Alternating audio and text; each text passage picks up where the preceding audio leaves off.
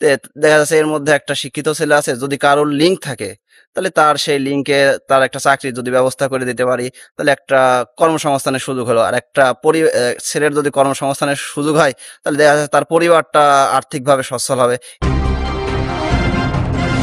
আসলে আমাদের সংগঠনটা যখন করি, তখন এলাকার কিছু চাকরিজীবী ছেলেদের নিয়ে সংগঠনটা করা হয়। যার লক্ষ্য এবং উদ্দেশ্য ছিল যে এই আমাদের মূলত সিডিপির অক্ষরের কিছু মিনিং আছে। সিডিপি, সিতে চরপাড়া, পিতে পান্তাপাড়া, ডিতে দেরিপাড়া।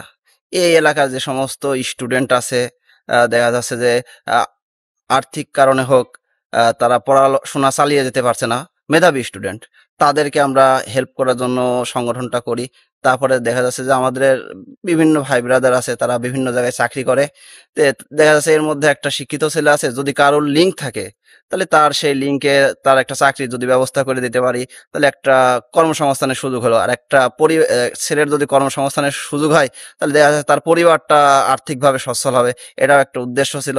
আবার দেখা যাচ্ছে যে এলাকায় যে সমস্ত গরিব দুঃখী মানুষ আছে, টাকা পয়সার অভাবে চিকিৎসা করতে পারছে না, তাদেরকে চিকিৎসার জন্য আমরা আর্থিক সহযোগিতা দিই, আমাদের বিভিন্ন নেটওয়ার্কের মাধ্যমে ফান্ড কালেকশন করে। এটা একটা উদ্দেশ্য ছিল। আমরা এই জায়গা থেকে আসলে প্রাইমারি উদ্দেশ্য এটা ছিল। পরে আমরা আসলে আমাদের আরেকটা ফাউন্ডেশন করছি, সেটা হচ্ছে সিডিপি ব্লাড ডোনেশন ফাউন্ডেশন।